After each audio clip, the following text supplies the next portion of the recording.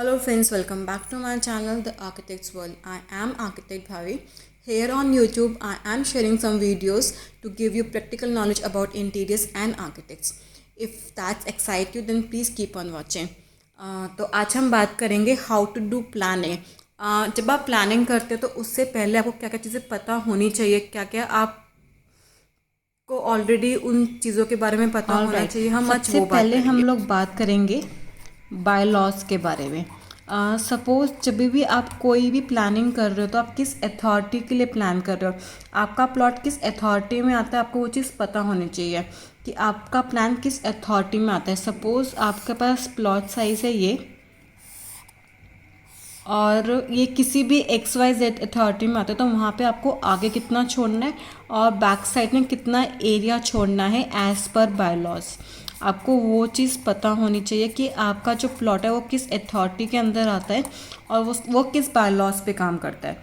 तो जो हमारा first point as an planner आपको पता होना चाहिए जब भी आप कोई भी प्लानिंग कर रहे हो किसी भी प्रोजेक्ट के बारे में, कि आपको आपके बाय लॉज क्या बोलते हैं, उनके क्या रूल्स एंड रेगुलेशंस हैं, उस अकॉर्डिंग आपको प्लानिंग स्टार्ट करनी चाहिए। तो ये हो गया हमारा फर्स्ट पॉइंट। अगर हम बात करें सेकंड पॉइंट की, तो हमारा सेकंड पॉइंट होता है ब्रिक वर्क का साइज़। एज एन ड्राफ्टमैन और एज एन आर्किटेक्ट आपको पता होना चाहिए कि आपका सपोज़ आपका जो प्लॉट का साइज़ है वो 18 फीट इंटू 30 फीट है, तो 18 फीट में आपका कितना ब्रिक वर्क का स्पेस चला जाएगा, आपको वो चीज़ पता होना चाहिए। अब कई लोग क्या करते हैं, आपको रफली बता देंगे कि यहाँ पे 12x12 का रूम आ जाएगा, यहाँ पे किचन आ जाएगा, लेकिन उसमें जो स्पेस ख़राब होगा, जो ब्रिक वर्क्स ऐड होंगे, उसके बारे में कोई बात नहीं करता। तो सेकेंड आपको पॉइंट पता होना चाहिए ब्रिक वर्क के बारे में कि ब्रिक वर्क आपका क्या बोलता है। तो हम लोग जो हमारी सपोज़ कि हमारा सेम ही लेआउट है, जो हमारी आउटर वॉल्स होती हैं वो कई बार हम लोग ले लेते हैं 9 इंची, डिपेंड करता है एज़ पर प्लानिंग पे। और जो आपकी इंटरनल्स वॉल होती है, सपोज़ ये मेरा बेडरूम है, जो मेरी ये इंटरनल्स वॉल बनेगी ये वाली, ये मेरी बनेगी 4.5 इंची की वॉल। तो जो ब्रिक वर्क होती है वो दो ही उस पर वो होते हैं साइजेस, 9 इंची या 4.5 इंची, उस अकॉर्डिंग हमारा ब्रिक वर्क काम करता है। तो ये तो गए हमारे 2 पॉइंट। अब थर्ड पॉइंट के बारे में अगर हम बात करें तो हमारा जो थर्ड पॉइंट होता है वो होता है स्टेयरकेस के बारे में। अब आपको पता होना चाहिए कि जो हमारा स्टेयरकेस है वो हमारा कितनी स्पेस लेगा, कैसे क्या स्पेस लेगा। तो सपोज़ ये मेरा प्लॉट है और मेरी स्टेयरकेस यहाँ कुछ इस टाइप की आ रही है। सबसे पहले हम बात करेंगे हाइट की।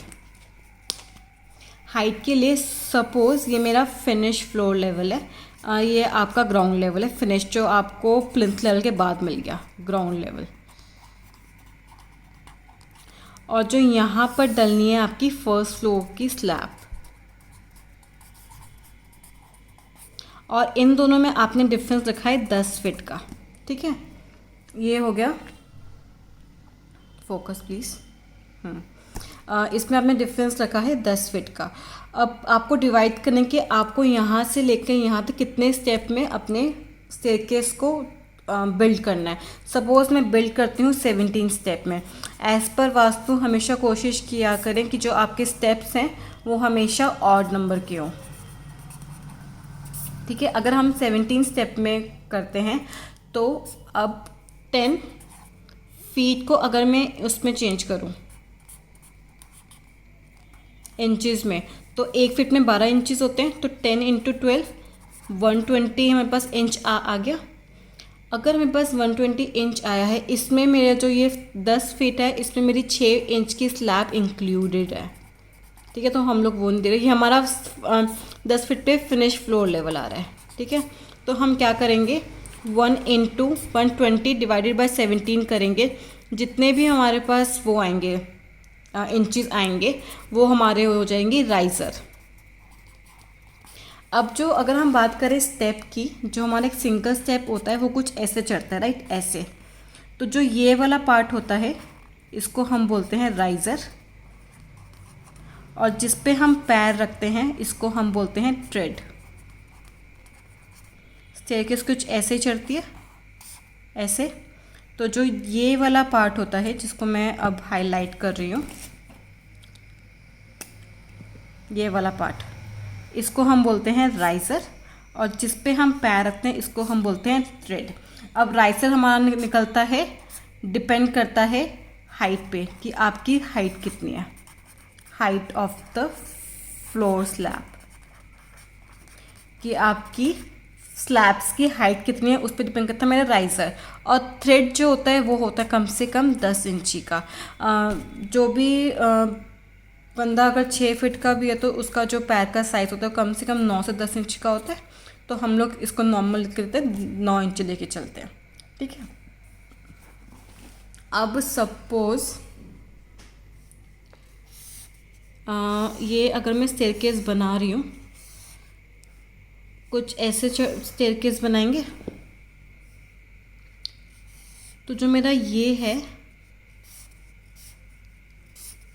प्लान में, ये तो हो गया मेरा 10 इंची, ठीक है। अब एक होता है कि आपके पास कितना स्पेस है, उस पर डिपेंड करता है इसकी विड्थ डिपेंड करती है कि आपके पास कितना स्पेस है। सपोज़ अगर आपका प्लॉट है 100 गज का तो आपके पास स्पेस बहुत ही कम होगा, तो आप उस अकॉर्डिंग इसको डिज़ाइन करेंगे। और आपके पास अगर प्लॉट है 300 गज का तो उस अकॉर्डिंग आपके पास स्पेस होगा, उस अकॉर्डिंग आप इसकी विड्थ को डिसाइड करेंगे। मेन चीज़ क्या होती है, हाइट यानी कि राइज़र और थ्रेड हमारा चलता है 10 इंची, ये स्टैंडर्ड साइज चलता है 10 इंची, इससे कम नहीं होता।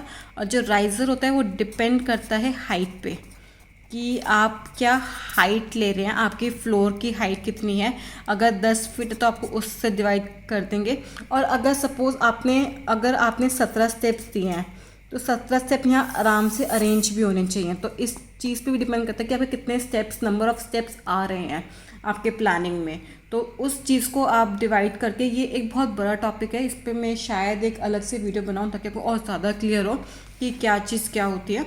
तो अभी के लिए सिर्फ इतना ही कि जो हमारा राइज़र होता है वो डिपेंड करता है हाइट पे, नंबर ऑफ़ स्टेप्स और हाइट पे, और थ्रेड जो हमारा होता है वो होता है 10 इंची का। तो ये तो गया हमारा थर्ड पॉइंट। अब बात करते हैं 4th पॉइंट की। हमारा 4th पॉइंट में आता है डोर के साइजेस। सबसे पहले हम बात करेंगे मेन एंट्रेंस की। मेन एंट्रेंस में बात कर रही हूँ, मैं बात डोर की कर रही हूँ, यानी कि वुडन डोर की। हम लोग लोहे वाले गेट की बात नहीं कर रहे हैं। अगर जो भी आपका फ्लोर्स वाइज आपका अगर कोई भी घर है तो जो उसका मेन एंट्रेंस होता है वो कम से कम होना चाहिए 3.25 इंच का। उससे ज़्यादा अगर आपके पास ज़्यादा स्पेस है, आपको डबल एंट्रेंस देनी, तो वो 4 फीट का, 4.5 फीट का, कितना भी हो सकता है, लेकिन कम से कम 3 फीट 3 इंच का होना चाहिए। सेकेंड हम बात करते हैं जो हमारे बेडरूम के डोर्स होते हैं। ये बहुत मिनिमम पॉइंट्स हैं, लेकिन जब आप प्लानिंग करो तो उसमें बहुत मायने रखते हैं कि आपने गेट का साइज़ क्या दिया है, कैसे क्या प्लान किया है। अब कई लोग क्या होते हैं, उन्होंने प्लानिंग कर दिया, उन्होंने प्लानिंग करके रूम बना दिया 10 बाय 10 का, लेकिन क्या आपको पता है कि जो बेड होता है वही मेरी 9 फीट जगह ले लेता है। तो उस चीज़ की मिस्टेक ना हो, इसलिए आपको कॉमन चीज़ें पता होनी चाहिए किस में क्या साइज़ होता है। जो बेडरूम के डोर्स होते हैं वो भी होते हैं 3 फीट 3 इंचज़ के। अब 3 फीट 3 इंची हम लोग ब्रिक वर्क में छोड़ते हैं, उसके बाद चौखट लगती है, मोल्डिंग लगती है, उसके बाद हमारे पास स्पेस ऑलरेडी कम हो जाता है। तो हम 3 फीट जो 3 इंच छोड़ते हैं वो हम ब्रिक वर्क के लिए छोड़ते हैं, राइट। अब थर्ड बात करें तो थर्ड आता है हमारे पास टॉयलेट्स। जो टॉयलेट्स होते हैं उसके डोर होने चाहिए 2 फीट 6 इंच के, यानी कि 30 इंच के। तो ये बात होगी डोर्स की। अब हम लोगों ने चार पॉइंट क्लियर किए। फर्स्ट किया है हमने बायलॉस, सेकंड हमने किया है ब्रिक वर्क का साइज़, थर्ड हमने किया है नंबर ऑफ स्टेप्स यानी कि स्टेयरकेस एक बहुत वास्ट टॉपिक है, इस पर हम अलग से बात पक्का करेंगे। और फोर्थ हमने बात की है डोर के साइजेस। अगर मैं फिफ्थ बात करूं विंडो के साइजेस के बारे में, तो एज सच विंडो के साइजेस कभी डिपेंड नहीं करते हैं, वो डिपेंड करते हैं आपके एलिवेशन पे, आपकी स्पेस पे कि कितना स्पेस है आपके लिए, आपका सेटबैक्स कितने छोटे हुए हैं, आपके प्लॉट के आसपास क्या सेटबैक्स हैं, आपका प्लॉट के पास सर्विस लेन है यानी फ्रंट ओपन है यानी, उस अकॉर्डिंग हमारे विंडो के साइजेस होते हैं। और रही बात हमारी वॉशरूम की विंडो, जो टॉयलेट की विंडो होती है वो हम देते हैं, वो हम फिक्स करने की कोशिश करते हैं, वो हम देते हैं 2.5 बाई 3.5 फीट की। ये भी फिक्स नहीं है, आप as per your requirement, as per your choice कुछ भी चेंज कर सकते हैं। बात बस जो डोर्स की होती है वो इतने डोर्स एटलीस्ट होने ही चाहिए। अब हम बात करते हैं किचन के बारे में। सपोज़ ये मेरा किचन है, तो जो किचन में हम लोग स्लैब दिखाते हैं, जो भी हम लोग स्लैब बनाते हैं वो कितनी वाइड होती है। सपोज़ इसमें मेरी ये वर्किंग स्लैब है, ठीक है, तो जो ये वाली चीज़ है ये मेरी होती है 24 इंचेस यानी कि 2 फीट। इस पे भी मैंने अलग से प्रॉपर पूरी वीडियो बनाई हुई है अबाउट किचन, लेकिन ये जो कुछ बेसिक चीज़ें जो आपको एज अ प्लानर पता होनी चाहिए, तो कोई वो वीडियो जाके पूरी नहीं देखता। मुझे पता है कि वो इतना बड़ा वीडियो कोई नहीं देखेगा नॉर्मल से सिर्फ इतनी चीज़ जानने के लिए, इसलिए मैं ये वीडियो बना रही हूँ कि आपको क्या क्या पता होना चाहिए before you start planning, right. अब हम बात करते हैं 7th बेडरूम के बारे में। सबसे हम पहले बात करेंगे बेड के साइज़ की। जो बेड का साइज़ होता है,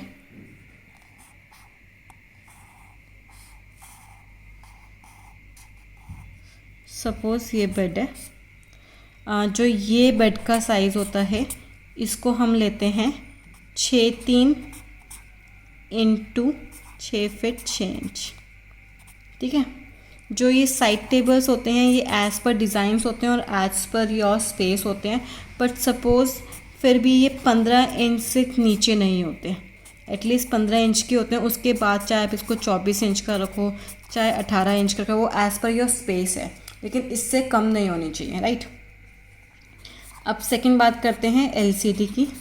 जो एलसीडी आती है वो प्लस में आती है। सपोज़ अगर मैं सेक्शन काटूँ तो ये आपका वॉल है, 4.5 इंची का ये वॉल है, और उसके बाद ये आपका एलसीडी का ड्रॉर बाहर आ रहा है, तो ये प्लस में आता है 15 इंची बाहर, ठीक है। और आपको बेडरूम में क्या पता होना चाहिए, आपको डोर के साइज़ के बारे में पता है, आपको बेड के साइज़ के बारे में पता है, आपको एलसीडी के बारे में पता है, तो इतना बहुत है। अब नेक्स्ट टाइम जब आप क्या करोगे, ये प्रॉपर जो कम से कम 9 से 3 इंच जगह लेता है। नेक्स्ट टाइम जब आप 10 फीट का रूम बनाओगे, सपोज़ ये रूम है 12 फीट का, इसकी 12 इंच लेते हैं 12 फीट का, और यहाँ से है 10 फीट का। अब अगर मैं बात करूँ सेंटर की, अब बात करते हैं कबर्ड की। तो सपोज़ ये मेरी कबर्ड है, तो जो मेरी कबर्ड भी आती है वो प्लस में 24 इंची होती है, यानी कि 2 फीट होती है। अगर इस रूम में अब मेरे पास 2 फीट जा चुका है, मेरे पास सिर्फ बचा है 10 फीट, हमें पास बचा है सिर्फ 10 फीट। अगर 10 फीट में से मेरा 9 फीट का ही बेड चला जाता है तो दोनों साइड स्पेस बचती है 1-1 फीट। तो उस केस में हम लोग क्या करते हैं ज़्यादातर कि मैं यहाँ 1 फीट छोड़ के, या तो इसको आप स्लाइडर बनाइए, इस साइड भी 6 इंची छोड़ दीजिए, इस साइड भी 6 इंची, और बीच में 9 फीट का आपका बेड आ गया। एक ऑप्शन ये होता है। और एक ऑप्शन क्या होता है, अगर आपको इधर ही साइड में टेबल रखनी है, ये आपका बेड आ गया और ये आपकी एक और टेबल आ गई। तो डिपेंड करता है आप किस तरह से प्लानिंग करना चाहते हैं। अब जब नेक्स्ट टाइम आप बेड बनाओगे, बेडरूम बनाओगे, को आपको पता होना चाहिए जो 9 फीट है वो एटलीस्ट तो मुझे मेरे बेड को ही चाहिए, तो उस अकॉर्डिंग आप बेडरूम के साइज़ निकालोगे, उस अकॉर्डिंग, ठीक है। अब बेडरूम में हमें क्या पता होना चाहिए, बेड का साइज़ हमें पता है, हमें कबर्ड का साइज़ पता है, और हमें एलसीडी का साइज़ पता है। तो इन तीनों चीज़ें जहाँ फिट आ जाए उस अकॉर्डिंग मेरे बेडरूम का साइज़ होना चाहिए। कहने को स्टैंडर्ड होता है 12 फीट बाय 10 फीट, लेकिन क्या उसमें रिक्वायरमेंट्स पूरी होती हैं, तो उस अकॉर्डिंग आप डिज़ाइन कर पाएंगे अपने बेडरूम्स को। हाँ, डिपेंड करता है आपका प्लॉट कितना बड़ा है। जब आपके पास प्लॉट ही 100 गज का हो तो आप बड़े साइज़ के बेडरूम कहाँ से निकाल पाएंगे, पर स्टिल आपको हर चीज़ पता होना चाहिए कहाँ पे कितना चीज़ें यूज़ होती हैं। अब हम बात करते हैं टॉयलेट्स के बारे में। टॉयलेट्स में हमारे पास 3 चीज़ें आती हैं। सबसे पहले आता है मेरे पास WC, सेकंड आता है मेरे पास बेसिन, और थर्ड आता है मेरे पास शावर एरिया।